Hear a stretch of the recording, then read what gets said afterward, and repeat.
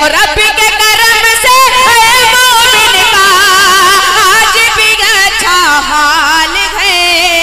रब के करम से है मोमिन का आज भी अच्छा हाल है। सरे ज़मीने मोहर सामे मकाए इस्तक़बाल है। वाह वाह वाह वाह, सुभान अल्लाह, सुभान अल्लाह।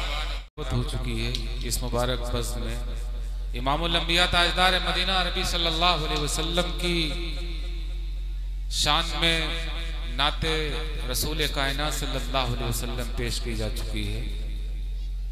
आइए खिताबत की दुनिया का सफर किया जाए, जिसने हर दौर में कैसे कैसे कारनामे अंजाम दिए हैं। यही खिताबत जब नबी करीम सल्लल्लाहु अलैहि वसल्लम की ज़बान तक पहुंची तो दावत व हिदायत बन गई। यही खिताबत जब किसी वाइज की ज़बान से आशना हुई तो पैगाम नसीहत बन गई। यही खिताबत जब किसी मर्द मुजाहिद से मुलाकात करती है तो नारे इनकलाब बन जाती है। यही खिताबत जब किसी सियासी रहबर की दहलीज पे दस्तक देती है तो तराने सियासत बन जाती है। क्योंकि खिताबत में तासीर है, असर अंगेजी है, सहर आफरीनी है।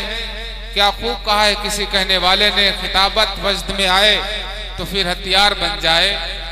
खिताबत वजद में आए तो फिर हथियार बन जाए। कभी नेजा, कभी खंजर, कभी तलवार बन जाए। खिताबत की गुलफशानी मुसल्लम है ज़माने में, ये नज्जाशी के आगे जाफर तैयार बन जाए। इस खूबसूरत फहरिस्त में तमाम मुअज़्ज़ज़ उलमाए कराम के मुबारक नाम दर्ज हैं। इस खूबसूरत फहरिस्त में से एक बहुत ही अहम और शानदार और जानदार नाम लेते हुए मैं ये बताना चाहता हूँ कि वो खतीब बेमिसाल है। खतीब होने के साथ साथ बाकमाल है। मेरी मुराद है मुकर्रर नौजवान हजरत मौलाना मोहम्मद अखलाक साहब कासमी बाराबंकवी, जनरल सेक्रेटरी जमीयतुल उलमा लखीमपुर खीरी।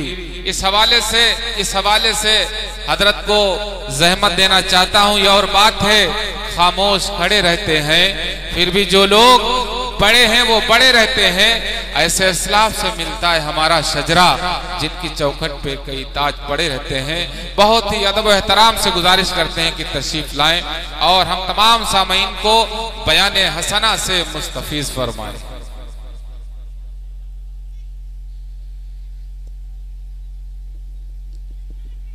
और एक ऐलान ये करना है कि हमारी माओं और बहनों के लिए जो पर्दे का इंतजाम किया है, ये स्टेज के बाईं तरफ जो पर्दा लगा हुए है उस तरफ आ जाए।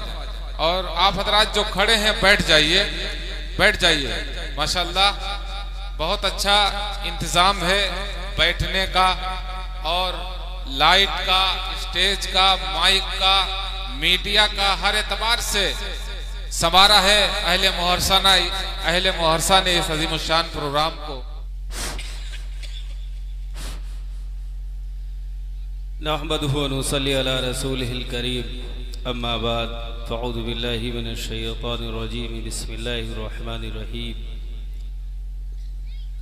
तबारकल्लज़ी बियदिहिल मुल्कु व हुवा अला कुल्लि शैइन क़दीर, अल्लज़ी ख़लक़ल मौत वल हयात लियब्लुवकुम अय्युकुम अहसनु अमला व हुवल अज़ीज़ुल गफ़ूर। वान मिर्दास ने अस्लमी रज़ियल्लाहु अन्हु क़ाल क़ाल रसूलुल्लाह सल्लल्लाहु अलैहि वसल्लम, यज़हबून सालिहून अल-अव्वलु फ़ल-अव्वलु हुफ़ालतिन का हुफ़ालति शाइरी अबी इतमरु ला युबाला।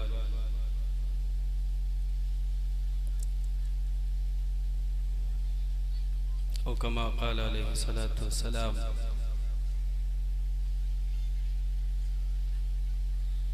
मुहतरम अज़ीज़ साथियों, स्टेज पे बैठे हुए उलमाए किराम, अल्लाह का बेइंतहा एहसान है कि अल्लाह ने आप सबको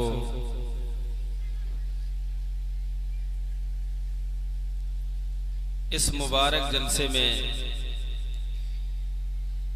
आने की तौफीक अर्ज़ानी बख्शी। एक खूबसूरत निज़ामत जो आप बाद नमाज ईशा से हजरत मौलाना जलीस दिलकश बरवर साहब बहुत ही मुखलिस ये दोस्तों के साथ रहते हैं, बड़ी संजीदगी के साथ आप सुन रहे थे। इसके साथ साथ शायर इस्लाम हाफिज शराफत साहब बिस्वानवी, यहया जलील साहब जिनको भी आप सुन रहे थे, और माइक के नाम से मशहूर माजिद भाई मोहम्मदी के बहुत मशहूर हैं। अल्लाह इन्हें जज़ाए खैर दे, इसी तरीके से खिदमत करने की तौफीक दे, और उम्मीद है कि ये खिदमत ये अंजाम देते रहेंगे जब तक आपका साथ रहा। और इस जलसे के एक और अहम मुक़र्रिर हजरत मौलाना शकील अजहर साहब जो आपकी बस्ती से ताल्लुक़ रखते हैं, अभी थोड़ी देर में आपके रूबरू होंगे।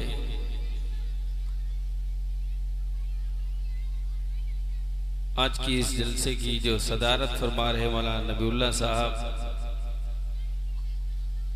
और मौलाना मसीउल्लाह साहब और दीगर जो हमारे काबिल एहतराम उलमाए किराम स्टेज पर बैठे हैं, इन सब से मैं बहुत थोड़ी देर इंशाअल्लाह, वक्त ज़्यादा नहीं लेंगे। हमारे मेहमान मुक़र्रिर हमसे पहले हाजिर हो गए थे, हज़रत मौलाना अब्दुल्ला सालिम साहब, और अनकरीब हज़रत मुफ्ती अब्दुर्रहमान साहब, हम सब के शेख मुरब्बी भी इंशाअल्लाह तशरीफ लाएंगे। बस अर्ज़ ये करना है कि हमारा जो ताल्लुक़ है, जिस चीज से हम जाने और पहचाने जाते हैं, और जो हमारी तारीख के अंदर सबसे मजबूत चीज है, वो माजी की यादें हैं। मादी की वो यादें जब मुसलमान कमजोर कर देता है, मादी से अपना धीरे धीरे आहिस्ता आहिस्ता ताल्लुक कमजोर कर लेता है, तो मुसलमान आहिस्ता आहिस्ता दायरे इस्लाम से खारिज भी होता रहता है। और ये दुनिया का उसूल है, ये हमारे इस मजहब के साथ सिर्फ नहीं है कि सिर्फ इस्लाम मजहब के अंदर ऐसा हो, इससे पहले भी ऐसा हुआ है। एक हदीस है, आप सल्लल्लाहु अलैहि वसल्लम ने फरमाया, ला तहक़िरन्ना मिनल मारूफ़ि शैया फ़इन लम तजिद फल्का अख़ाका बिवजहिन तल्ख़। इससे पहले भी कौमें आई, इससे पहले भी अंबियाए किराम तशरीफ लाए। उस जमाने के लोगों ने अपने वक्त की नबी की शरीयत पे अमल भी किया, और वो अमल कुछ दिनों तक जारी और सारी भी रहा, वो अमल चलता रहा। एक दौर ऐसा भी आया कि लोग सिर्फ उस नबी के नाम पर जीते थे, नबी की शरीयत का सिर्फ नाम था, अमल कुछ भी नहीं था। ये बुनियाद जो आप सल्लल्लाहु अलैहि वसल्लम ने डाली, ये ऐसी बुनियाद है कि जब हम पिछली कौमों की तरफ देखते हैं, उन लोगों ने अपने वक्त के नबी की जो बातें थी, उन बातों को हकीर जानना शुरू कर दिया। यूं समझा, अरे टोपी लगाना, पैजामा पहनना, ये कुर्ता पहनना, खाने पे दस्तरखान लगाना, ये तो सारी छोटी चीजें हैं, ये सब दकियानूसी चीजें हैं। आओ इस नए दौर के साथ चलें। उन लोगों ने कभी फैसला किया था जिसका अंजाम ये हुआ कि अल्लाह तबारक व तआला ने उन कौमों को मुख्तलिफ अज़ाब में गिरफ्तार करके दूसरे नबी को भेजा। आप सल्लल्लाहु अलैहि वसल्लम इस दुनिया में तशरीफ लाए। आपने अपनी कौम को, अपनी उम्मत को, यहाँ तक कि कयामत तक आने वाले लोगों को बताया, अगर तुम दायरे इस्लाम में हो, इस्लाम के मानने वाले हो, मुसलमान हो, तो तुम पे जरूरी है नबी की एक एक सुन्नत को अपनी जिंदगी में उतारो, एक एक सुन्नत पे अमल करो। अगर तुम्हारे अंदर ये चीज पैदा हो गई, ये तो सिर्फ सुन्नत है, ये टोपी लगाना, ये दाढ़ी रखाना, ये लिबास पहनना, ये तो सुन्नत है, ये पुराने लोगों की बातें हैं। नए फैशन में आओ, नए दौर में आओ। अगर ये चीज पैदा हो गई, एक वक्त वो भी आएगा, आप नमाजें पढ़ेंगे, आप रोजा रखेंगे, आप ज़कात देंगे, ये सारी चीजें करेंगे, हकीकत में नमाज पढ़ने का तरीका क्या है मालूम नहीं होगा, रोजा रखने का सही तरीका क्या है मालूम नहीं होगा, आपको हज करने का सही तरीका क्या है मालूम नहीं होगा। अल्लाह तबारक व तआला उसकी रूहानियत को खत्म कर देगा। और मजीद अगर कह लिया जाए तुम ये सब बगैर इल्म के करोगे, ये भी अल्लाह के उसूल के तहत होगा, ये सारी चीजें खत्म हो जाएंगी। इसलिए मेरा कहना, आपसे अर्ज करना यह है कि शरीयत के अंदर जो चीजें हैं ये सब कीमती चीजें हैं, कोई चीज हकीर नहीं है। आप सब बहस करो, इंशाअल्लाह हम एक एक चीज को वही अहमियत देंगे जो हमारे आका ने बताई है, जो सहाबा ने अमल किया है। इंशाअल्लाह उन चीजों पे हम भी अमल करके लोगों के सामने अपने आप को पेश करेंगे। कोई चीज हकीर नहीं है, ना हम जानेंगे और ना उसको हकीर समझ के छोड़ेंगे। कहो इंशाअल्लाह, इंशाअल्लाह नहीं छोड़ेंगे। अभी अनकरीब कुछ ही दिनों पहले और कुछ ही दिनों के बाद, अभी तो मादी करीब के अंदर एशिया कप हुआ, अभी आने वाले वक्त के अंदर एक ऐसी चीज जो आईपीएल के नाम से जानी जाती है, आप सब जानते हैं। हमारे माशरे का बिलखुसूस नौजवान इस खेल को, आईपीएल खेल को एक तो सादे तरीके से खेलना, कुरान के अंदर फरमाया बचो इससे, ये रिज्स है, फजतनिबू लअल्लकुम तुफलिहून, इससे बचो, इज्तनाब करो।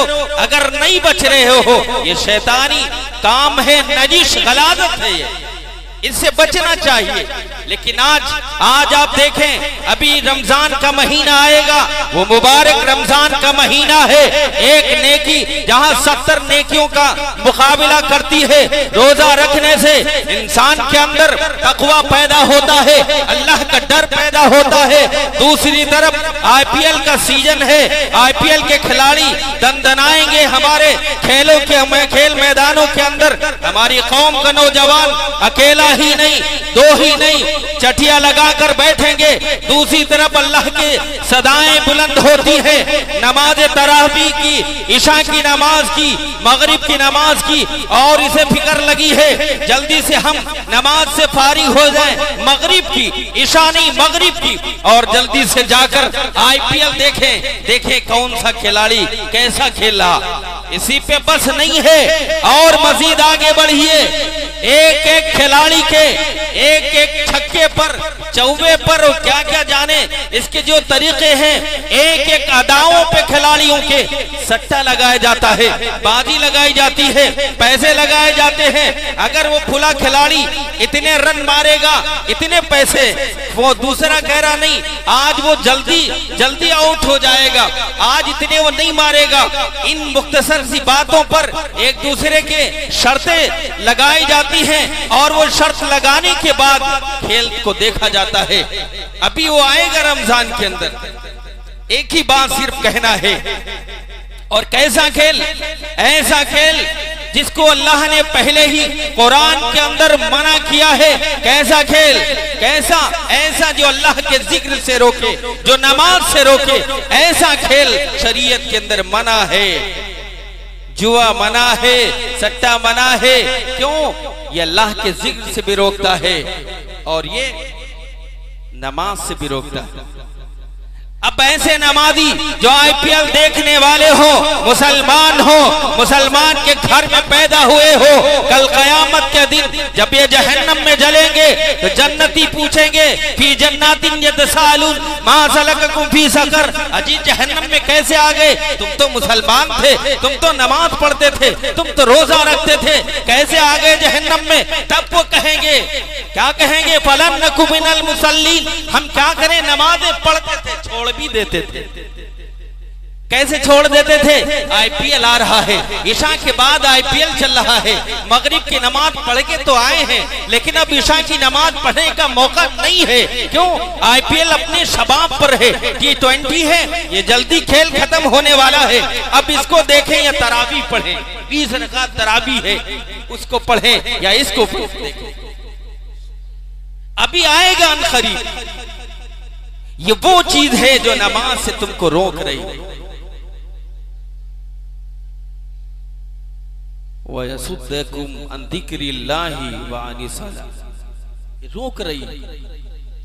इसलिए आज इस मजमे के अंदर अगर कोई आईपीएल नहीं देखता है, बिल्कुल अच्छी बात है, बहुत अच्छी बात, लेकिन जो देखते हैं रमजान के मुबारक महीने में कोई गुनाह ऐसा नहीं करेगा।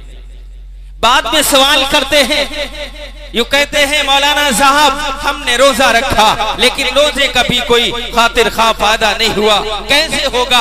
तुमने रोजा कैसे रखा? रोजा सही रखने का तरीका क्या है? कैसे अल्लाह का डर पैदा होता है?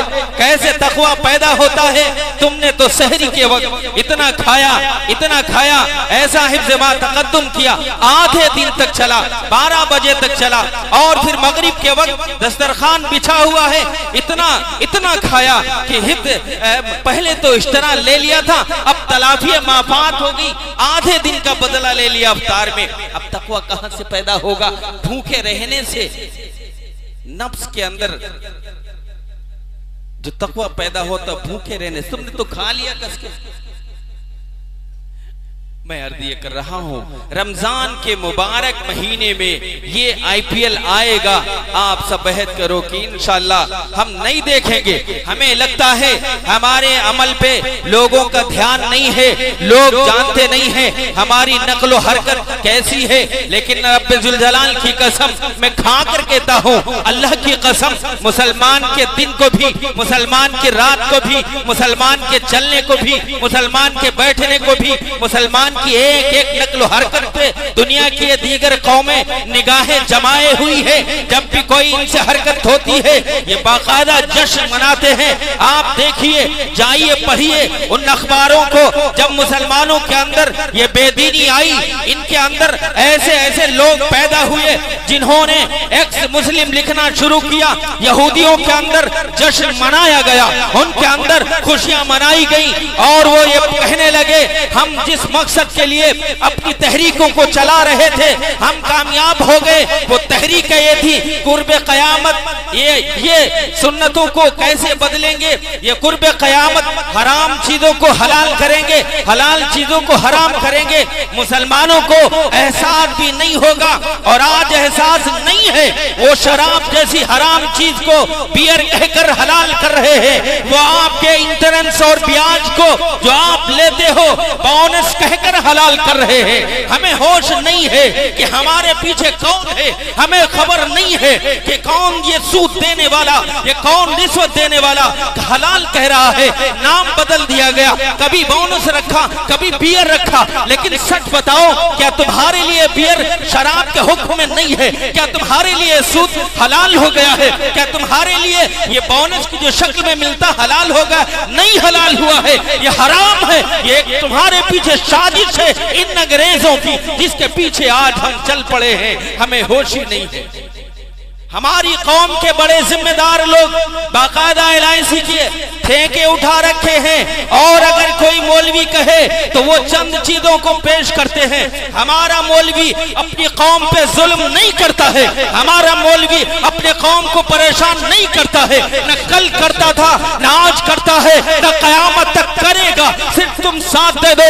मौलाना साहब जो आप कहोगे इंशाअल्लाह हम कहेंगे। ये मौलवी बताएगा जब गाड़ी लेने जाओगे गाड़ी पे बीमा जरूरी है, मौलवी हराम नहीं बताएगा। मौलवी कहेगा जरूरत की चीज है, तुम्हारे लिए जायज है, ले लो गाड़ी, जायज है। जब तुम फूटू की बात करोगे, जरूरत की बात आएगी, ये मौलवी बाकायदा जायज बताएगा। लेकिन तुम्हें लगता है ये मौलवी हमारे पीछे पड़े हैं, तुम्हें लगता है मौलवी कहते हैं सिर्फ कुर्ता पहनो, पैजामा पहनो। नहीं, मौलवी नहीं, हमारी शरीयत के ये कहती है, हमारा मजहब ये कहता है फस्तबिकुल खैरात, तुम नेकियों में जितना चाहो आगे बढ़ जाओ, कोई रोक नहीं है, कोई तुम्हें रोकने वाला नहीं है, तुम पे कोई कदम लगाने वाला नहीं है। जितना जी चाहे आगे बढ़ जाओ, जितना जी चाहे आगे बढ़ जाओ। ये मौलवी वो है।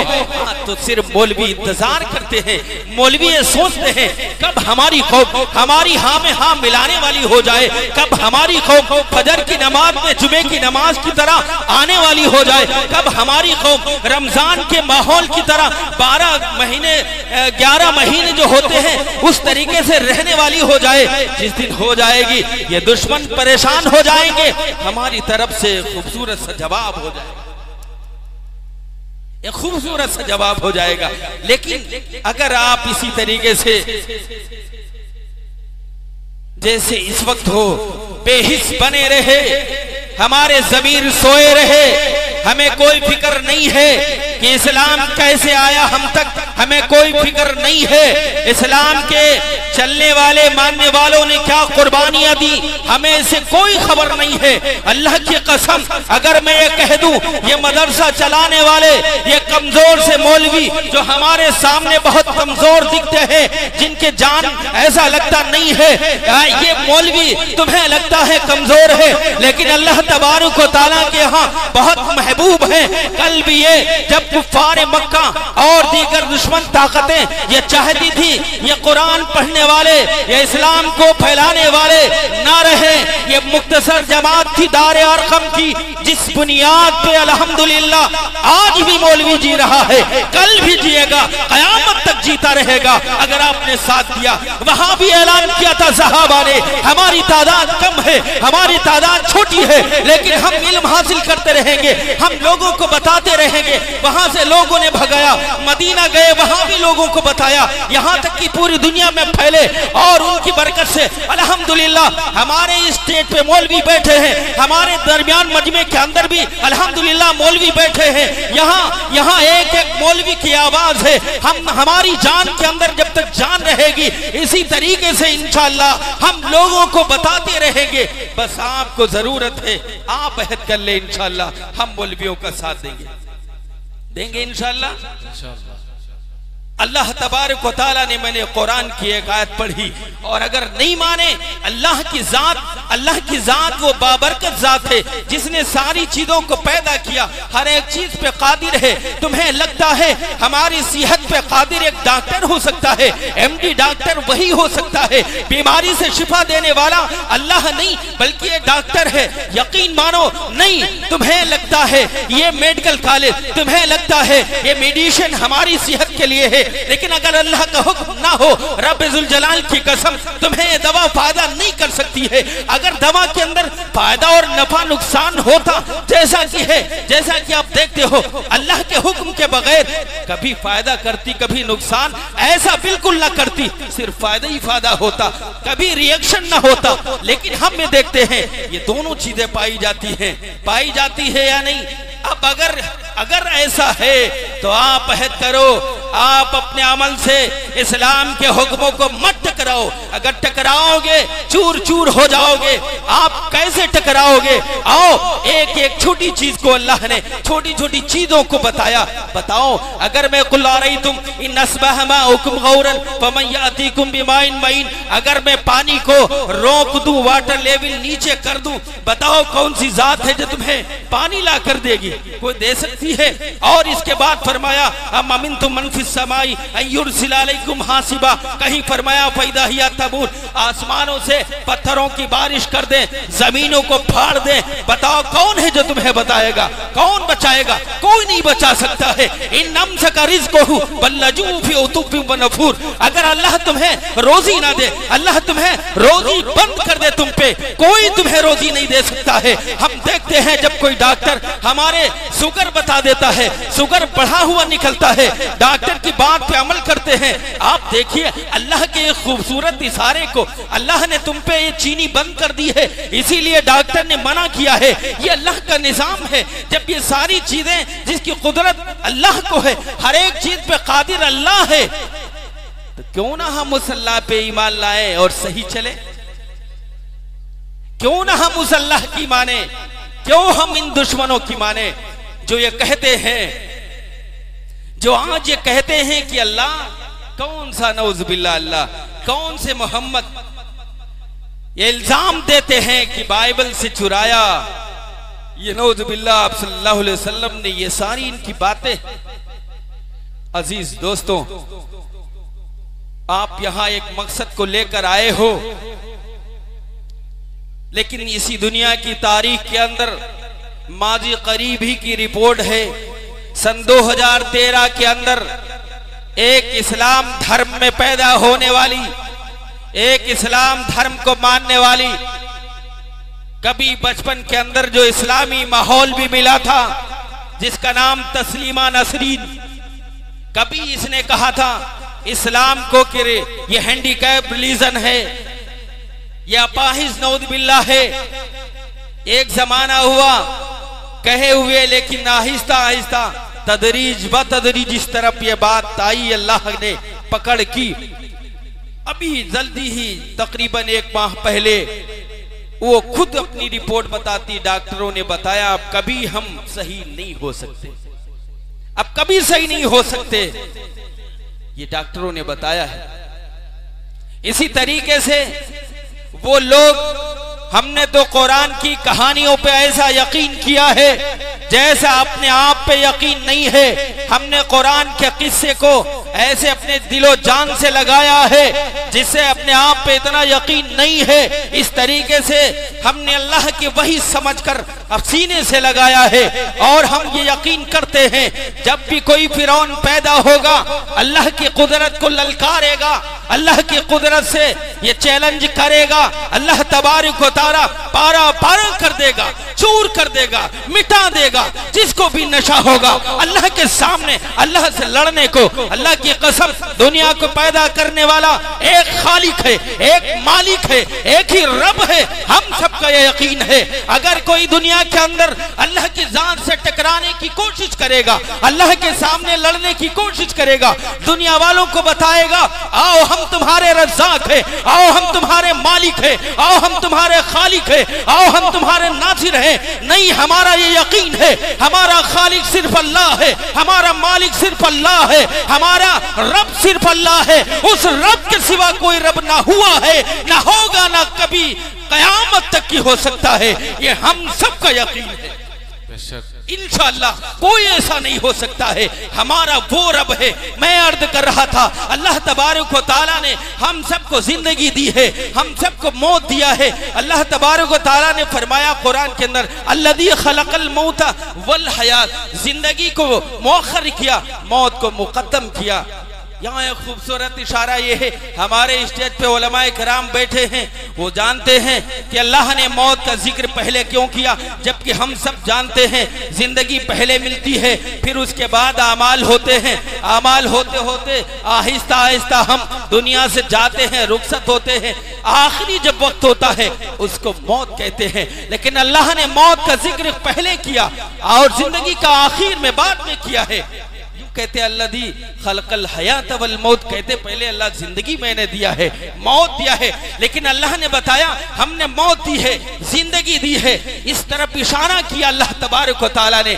ए दुनिया के अंदर जीने वाले, ए दुनिया के अंदर अपनी जरूरतों को पूरा करने वाले, ए दुनिया के अंदर आसमान के नीचे जमीन पे चलने वाले, ये खूब याद रहे कि जिंदगी तुझे सिर्फ इसलिए दी है, तुझे मरना है, तुझे इस दुनिया से जाना है। तेरी जिंदगी वहां की असल जिंदगी है, यहाँ की असल जिंदगी नहीं है। तुझे पैदा सिर्फ इसलिए किया है आखिरत की तैयारी करे। अल्लाह ने एक खूबसूरत सा इशारा दिया, ए जिंदगी समझने वाले कि हम हमेशा रहेंगे, मौत को याद रख। और ये बात सच है, जिसके अंदर मौत का इस्तेहजार होता है, मौत का डर होता है, हमें मरना है, हमें इस दुनिया से जाना है। कभी कोई खयानत नहीं करता है, कभी कोई न रब के साथ वादा खिलाफी करता है, न कभी अल्लाह के रसूल के खिलाफ जाता है, न कभी उलमा और हुफ्फाज और कुर्रा की बेइज्जती करता है, न कभी कोई इख्तिलाफ की बात करता है, और हमेशा इत्तेफाक की बात। मैं आज जब आ रहा था बड़ी खुशी हुई, अल्हम्दुलिल्लाह नौजवान का एक बड़ा तबका बेहतरीन इस्तकबाल उलमा के लिए करने के लिए वहां सलारपुर में, बड़ी अच्छी बात है, बहुत अच्छी बात है। ये सच है, जब कोई नौजवान अपनी जवानी के इस दहलीज पे खड़ा हो जहां दुनिया की रानाइयां, दुनिया की रंगीनियां, दुनिया की बदमस्तियां उसे आवाज देती हो, आओ लज्जत हमारे में है, आओ ख्वाहिशें हम पूरी करेंगे, आओ जरूरतें हम पूरी करेंगे। लेकिन ये नौजवान ये कहता हो, नहीं, हमारे बड़े आ रहे हैं, अल्लाह के महबूब आ रहे हैं, अल्लाह के नेक बंदे आ रहे हैं, हम तुम्हारी तरफ नहीं आएंगे, हम ख्वाहिशों को पूरा नहीं करेंगे, हम उलमा का इस्तकबाल करेंगे, हम उलमा की इज्जत करेंगे, हम कारी का इस्तकबाल करेंगे। अल्लाह की कसम, रहमत ऊपर वाले जो फरिश्ते होते हैं वो भी ऐसे नौजवानों पर रश करते हैं। अल्लाह के रसूल ने फरमाया, ये नौजवान अपने आप को हकीर न समझे, शाबुन नशा फी इबादतिल्लाहि अज़्ज़ा वजल। जब कोई नौजवान ऐसी अपनी जवानी के अंदर अल्लाह की तरफ देखता है, अपनी जवानी को अल्लाह की इबादत में गुजारता है, अल्लाह की इबादत में लगाता है, लोगों का इस्तकबाल ऐसे करता है, अल्लाह तबारक व तआला के महबूब, हम सब के आका, ताजदार मदीना मोहम्मद अरबी सल्लल्लाहु अलैहि वसल्लम ये कहते हैं, कल क़यामत का दिन जब कोई अल्लाह के साए के सिवा साया नहीं रहेगा, सारे साए खत्म हो जाएंगे, तब अल्लाह तबारक व तआला का सिर्फ साया होगा। कौन? अर्श का साया होगा। उस दिन जिस दिन हर एक को जरूरत होगी एक बेहतरीन साए को तलाश करेगा, अल्लाह तबारक व तआला उस दिन इसे साया देगा, बेहतरीन साया। ऐसा साया होगा, निदखिलहुम जिल्लन ज़लीला, ऐसा साया होगा, कभी कोई तकलीफ वहां नहीं महसूस करेगा, ना तो बहुत गर्म होगी, ना तो बहुत ठंड होगी, एक बेहतरीन माहौल होगा वहां, जो जिंदगी का एक खूबसूरत सा माहौल होता है। ये चंद बातें थी जो मैंने आपके सामने रखी। कुरान की एक आयत पढ़ी जिसका तर्जुमा यही है कि अल्लाह तबारक व तआला ने इंसान को दुनिया में भेजा है। क्यों भेजा है? इसलिए भेजा है ताकि हम आजमाएं और देखें कौन अच्छा है अमल में, कौन ऐसा है जो रमजान के मुबारक महीने में, कौन ऐसा है जो अगर 11 महीने के अंदर अपने आप को अपने महबूब के सुन्नतों के साथ दुनिया के अंदर जीता है, कौन है जो अल्लाह के हुक्मों पे चलता है, कौन है जो बातें याद रखता है जो मेरे आका ने फरमाई है। बड़ी मजबूत बात फरमाई मेरे आका ने, ऐ इस उम्मत के लोगों, किसी भी सुन्नत को हकीर मत समझो। टोपियां लगाना, ये कुर्ते पैजामा पहनना, ये हाफिज बनाना, ये आलिम बनाना, तुम्हें लगता है ये सारी छोटी छोटी चीजें हैं, लेकिन हकीकत ये है, ये वो चीजें हैं जिसने आज दुनिया के अंदर कोहराम मचा रखा है। अमेरिका ने बाकायदा सर्वे कराया और यूं कहा, देखो दुनिया के अंदर कितने हाफिज हैं और उन हाफिजों की तादाद बताओ। और अगर हम ये कह दें, अगर तुम तादाद गिनना चाहो गिन सकते हो, मैं बता सकता हूं, लेकिन तुम अपने पोप नहीं बता सकते। कौन से ऐसे लोग हैं जिनको बाइबल याद है, तौरात याद है, ज़बूर याद है, इंजील याद है? तुम गिनती नहीं कर सकते हो। हमसे कहोगे हम एक एक मदरसे का हिसाब लेकर सर्वे कराकर तारी तादाद बता देंगे। हमारे हुफ्फाज की तादाद क्या है, हमारे आलिम की तादाद क्या है, हमारे रहनुमाओं की तादाद क्या है, लेकिन तुम नहीं बता सकते हो। तुम्हारी तारीख कमजोर हो गई, तुम्हारी रिवायात खुराफात में तब्दील हो गई, तुम्हारी हकीकी चीजें रसूमात में गुम हो गई। अल्हम्दुलिल्लाह हमारे पास सारा रिकॉर्ड है, सारी चीजें हमने महफूज कर रखी हैं। अल्हम्दुलिल्लाह ये हमारे अल्लाह का एहसान है, अल्लाह का करम है कि उसने हम सबको तौफीक दी है और सारी चीजें हमने महफूज कर रखी। एक मैंने हदीस पढ़ी, उस हदीस के अंदर आप सल्लल्लाहु अलैहि वसल्लम ने फरमाया, अनकरीब नेक लोग सबसे पहले उठा लिए जाएंगे और उसके बाद जो बाकी बचेंगे वो भूसी, देखा ना, भूसी चावल निकल जाए, भूसी क्या उसकी हैसियत होती, भूसी के मिस्र ला उबाली हुमुल्लाहु बालता। और जब वो भूसी बचेगी तो अल्लाह कोई परवाह नहीं करेगा कि अब दुनिया में कैसे लोग, खत्म कर देगा, मिटा देगा। भूसी की कोई जरूरत नहीं है। इन तमाम चीजों को मद्देनजर रखते हुए जरूरी है कि हम एक अल्लाह को माने, एक रसूल की वो सुन्नतें जो हमारे दरमियान वल्मा बताते हैं, एक एक सुन्नत पे अमल करें। हमारे वो नौजवान जिन्होंने इस्तकबाल किया है, खैर मकदम किया अपने मेहमानों का, मैं बहुत तहे दिल से उनका शुक्रिया अदा करता हूँ। अल्लाह इन नौजवानों की कमेटी को हमेशा बरकरार रखे। जब भी कोई अल्लाह वाला, जब भी कोई हमारा बड़ा इस बस्ती में आए, इसी तरीके से जवामर्दी के साथ वो तैयार रहें। और मैं गांव वालों को भी बहुत शुक्रिया बहुत अदा करता हूं कि जिन्होंने इतना बड़ा इंतजाम किया, उस चीज को जो इंसान के अंदर सबसे कीमती है, एहसास नदामत को जगाया, जो आज धीरे धीरे सोता जा रहा है। इंसान के अंदर सबसे कीमती चीज है एहसास नदामत। इस एहसास नदामत को जगाने के लिए इंसान के अंदर जो एहसास कमतरी का शिकार है, उसको बेदार करने के